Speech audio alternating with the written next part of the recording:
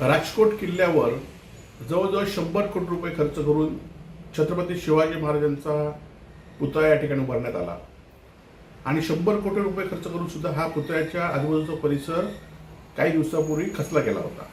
आज जे काम सार्वजनिक विभागाने केलंय त्या सार्वजनिक विभागाच्या कामावर स्वतःचाच विभागाचा विश्वास नाही हे आता 22 जूनपासून पर्यटकांना बंदी आणल्यावरून दिसून येत आहे. कारण हा किल्ला आणि हा पुतळ्याचं स्मारक हे समुद्रापासून दूर आहे.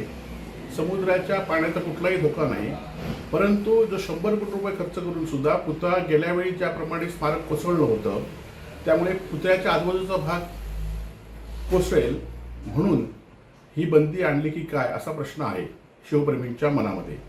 आणि त्यामुळे एकीकडे छत्रपती शिवाजी महाराजांनी किल्ले वर्षानुवर्ष टिकत आहेत आणि 100 वर्ष आयुष्य असलेले मुख्यमंत्री इथले सगळे मंत्री सांगतात की ह्या पुतळ्याचं आयुष्य 100 वर्ष आहे.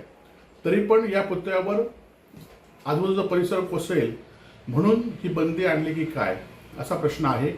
खरं तर ही बंदी आणली तरी त्या ठिकाणी